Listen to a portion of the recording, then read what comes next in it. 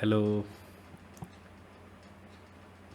Hello designers, आप सभी का स्वागत है फिर से एक बार हमारे लेवी डिज़ाइंस में। आज है एपिसोड 2। आज हम लोग जानेंगे एनएक्स के कुछ और बेसिक चीज़ें। आप लोगों ने फाइल ओपन करना ये सब तो सीख लिया है। अब हम लोग इसके आगे का चीज़ सीखेंगे।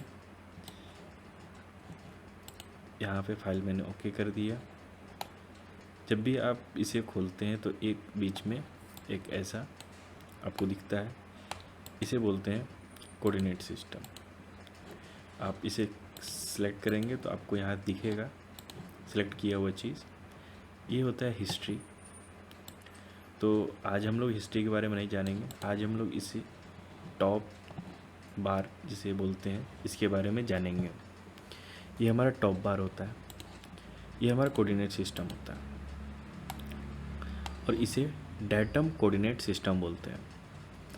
डेटम कोऑर्डिनेट सिस्टम इसलिए बोलते हैं इसे, डेटम का मतलब होता है ऐसा जगह जो उसके केंद्र हो या एक केंद्रीय बिंदु जहाँ पे आधार हो उसका। कोऑर्डिनेट मतलब जहाँ पे सारे एक साथ, ये इसकी कोऑर्डिनेट्स है एक्स वाई जेड। तो जब भी हम इसे खोलते हैं तो एक ऐसा इंटरफेस हमें एक मिलता है यहाँ पे। तो ये नो सिलेक्शन फ़िल्टर और इसके अंदर क्या क्या होते हैं ये सब आज हम लोग इस वीडियो में जानेंगे और ये कैसे काम करता है। सबसे पहले आप जब भी इसे खोलेंगे तो नो सिलेक्शन फ़िल्टर है, मतलब ये कुछ भी सिलेक्शन नहीं कर रहा है और ये एनएक्स में काफ़ी इंपॉर्टेंट रोल प्ले करता है जब भी आप डिज़ाइन में कुछ करने चाहते हैं। तो अगर इसके बारे में आपको नहीं पता है तो आप बहुत कुछ छोड़ रहे हैं। तो चलिए इसे हम लोग आज, सबसे पहले आता है ये no selection filter. No selection filter का मतलब होता है आप इसमें कुछ भी सिलेक्ट कर सकते हैं, जो कि इसमें से कुछ भी हो सकता है। अभी ये एक ऐसा डिवाइस है जिसमें इसको पता है कि आपने क्या क्या यहाँ पर रखा है, इस कारण से ये इतना ही ऑप्शन आ रहा है। ये ऑप्शन धीरे धीरे बढ़ता भी रहता है। तो जैसे जैसे हम लोग आगे बनाएंगे, अभी इसमें एज का भी ऑप्शन आ जाएगा, फेस का भी ऑप्शन आएगा, और जैसे जैसे यहाँ पे हम लोग चीज़ें ड्रॉ करेंगे वैसे वैसे यहाँ पे ऑप्शन बढ़ता जाएगा। अभी यहाँ पे क्या क्या हमारे पास है, एक CSYS है, डेटम है, फीचर है, पॉइंट है और व्यू है। तो इसके लिए चलिए हम एक स्केच बनाते हैं। हम लोग कोई भी प्लेन ले सकते हैं, XYZ कोई भी प्लेन लेने के लिए आप इससे इसका भी उपयोग कर सकते हैं, लेकिन इस क्लास में तो हम इसके बारे में नहीं सीख रहे हैं। आज हम लोग सिर्फ फ़िल्टर के बारे में सीख रहे हैं, टॉप बार के बारे में सीख रहे हैं। तो इसे हम लोग अगले क्लास में देखेंगे। अभी मैंने एक लाइन खींच लिया यहाँ पे। अब देखेंगे यहाँ पे एक बता रहा है, इसे फिनिश कर लेते हैं, इसे एक्सट्रूड करेंगे। ये देखिए अभी ये बता रहा है यहाँ पे CSYS, यानी ये सिर्फ कोऑर्डिनेट सिस्टम जो यहाँ पे है उसे ये सिलेक्ट कर रहा है। आप ये देख सकते हैं ये सिर्फ कोऑर्डिनेट सिस्टम को ही पकड़ रहा है, इस प्लेन को भी नहीं पकड़ रहा है। CSY से मतलब होता है कोऑर्डिनेट सिस्टम। अब आते हैं इसमें कर्व।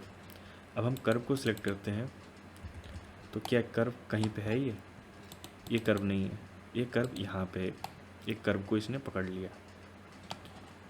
कर्व वो होता है जो दो लाइन से बनती है, दो या तीन से अधिक से बने। अब यहाँ पे एक कर्व फीचर है। कर्व फीचर्स, इसमें कोई कर्व फीचर यूज़ किया गया है? नहीं यूज़ किया गया, इस कारण से कर्व फीचर इसमें नहीं है। अब आगे इसमें डेटम्स, डेटम्स ये देखिए इससे पकड़ लिया इसने, ये डेटम है। और डेटम आगे भी इसमें मिलता है, इसमें और भी डेटम्स आप इसमें डाल सकते हैं, तो इसे भी ये पकड़ लेगा। ये देखिए इसे पकड़ेगा, और इसे नहीं पकड़ेगा, ये सिर्फ ये क्या पकड़ेगा? डेटम पकड़ेगा।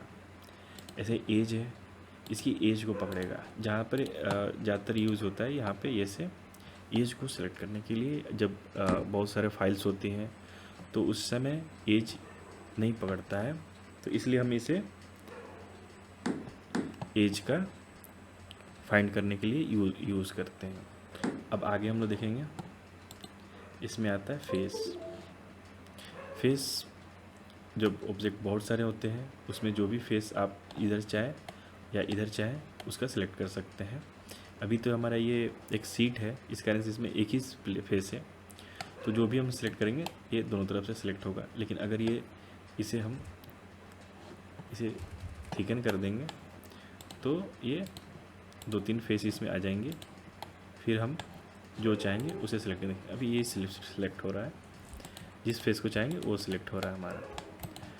तो ये फेस वाला फीचर है। अब फेस का हम लोगों ने देख लिया है। अब इसमें आता है फेसेट बॉडी। कोई फेसेट बॉडी है इसमें, फेसेट बॉडी उसे बोलते हैं जो इसमें कोई पैरामीटर्स नहीं होते। ये भी आगे चल के हम लोग देखेंगे फेसेट बॉडी, जब हम लोग सीखेंगे रिवर्स इंजीनियरिंग के प्रोसेस में ये फेसेट बॉडी का उपयोग होगा, जहाँ पे STL फाइल को इंपोर्ट किया जाता है, उस समय ये फेसेट बॉडी का उपयोग है। कोई फीचर्स है, फीचर्स का देख लेते हैं। फीचर्स में जो भी फीचर्स होते हैं, जैसे एक्सट्रूड है, थिकन है, तो ये फीचर्स को सिलेक्ट कर सकते हैं इसमें। ये इसमें आप कुछ भी और सिलेक्ट नहीं कर सकते हैं, सिर्फ आप फीचर्स को ही सिलेक्ट कर सकते हैं। फिर आती है पॉइंट। इसमें कोई पॉइंट है तो ये अपने आप इसे ले लेगा। एक पॉइंट आप यहाँ देख सकते हैं, इसको इसने सिलेक्ट कर लिया है पॉइंट को। इस पॉइंट को सिलेक्ट करने पे आसानी करने के लिए ये उपयोग करेंगे। फिर आती है सीट बॉडी। इसके अंदर सीट है तो ये सिलेक्ट कर लेगा। ये देखिए, इस सीट को ही सिलेक्ट किया इसने, सॉलिड को छोड़ दिया, डेटम को छोड़ दिया और किसी को सिलेक्ट नहीं किया इसने। जैसे स्केच है, इसके अंदर कोई स्केच बना हुआ है तो उसे ये सिलेक्ट कर लेगा। ये देख सकते हैं आप, इसने इसे सिलेक्ट किया है, जो कि हमारी एक स्केच थी, स्केच नंबर 1, तो इसने इसे सिलेक्ट कर लिया है।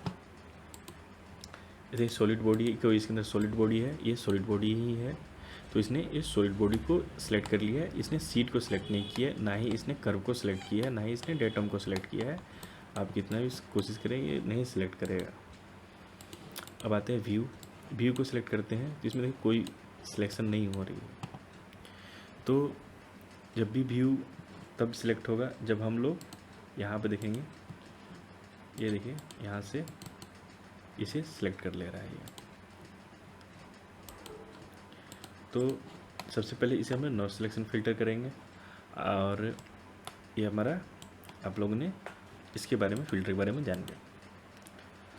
अब इसमें आगे आता है ये पार्ट्स। इसमें क्या होता है, जब कंपोनेंट हम लोग बहुत सारे डालते हैं तो उसमें आता है ये इंटायर असेंबली सेलेक्ट करना चाहते हैं आप, वर्क एंड कंपोनेंट। जो भी जब हम लोग असेंबल करते हैं उसको आगे हम लोग देखेंगे, उसमें कंपोनेंट भी आते हैं, कुछ पार्ट्स भी आते हैं, या आप लोग सिर्फ उसमें पार्ट्स में ही काम करना चाहते हैं, या इंटायर असेंबली में जिस वर्क में आप काम करना चाहते हैं उसमें ये सिलेक्ट करके काम करते हैं। फिर अभी तो ये सारे ऑप्शन ऑन नहीं है, इसे रीसेट फ़िल्टर करते हैं।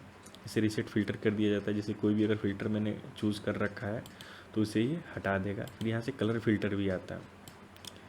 कलर फ़िल्टर में हम लोग जैसे उसको कलर कर देते हैं, इसे कलर कर देते हैं हम लोग। ये देखिए, हम लोग एक और इसे बना लेते हैं। अभी मैंने कंट्रोल T यूज़ किया, इसे एक कॉपी कर लेता हूँ, और एक ये 2 मैंने बनाया। एडिट सिलेक्शन करेंगे, एडिट ऑब्जेक्ट डिस्प्ले, और इसके हम लोग कलर कर देंगे ब्लू, अप्लाई, एंड इसके नीचे करेंगे न्यू सिलेक्शन, और ये कर देंगे हम लोग अलग कलर का, एक रेड कर देते हैं इसे, ओके कर लेंगे। अब हमने एक को ब्लू कर दिया, एक को रेड कर दिया है। तो कलर सिलेक्शन फ़िल्टर में अब हम लोग जाएंगे, यहाँ से सिलेक्ट करेंगे ब्लू कलर, ओके करेंगे, और इन दोनों में जो भी ब्लू कलर होंगे वो सिलेक्ट हो जाएगा अपने आप। ये देखिए, रेड को इसने सेलेक्ट नहीं किया, इसने सिर्फ ब्लू को सिलेक्ट किया है।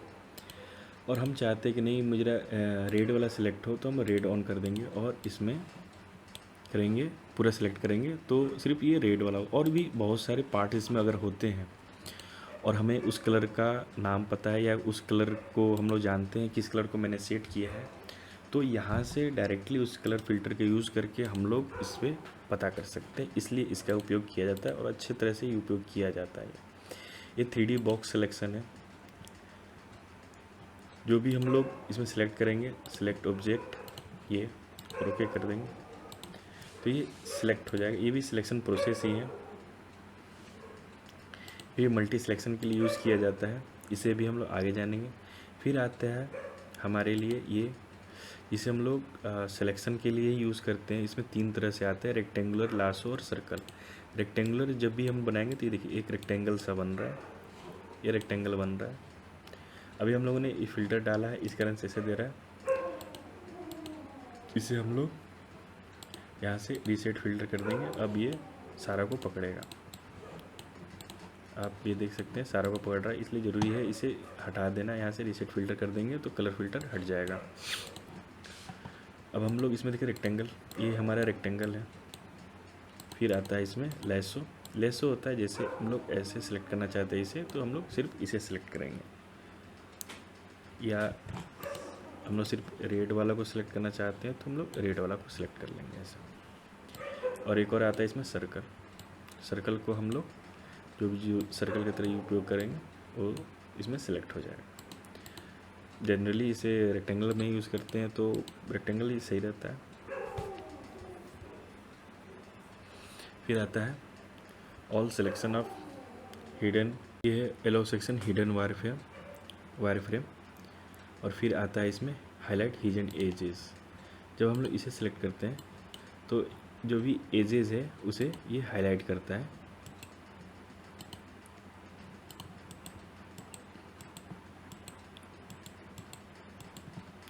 और जब भी इसे हम लोग इसे ऑन करेंगे तो जो भी इसके पीछे रहेगा उसे भी सिलेक्ट कर लेता है। देखिए ये पीछे से सिलेक्ट कर ले रहा है इसे।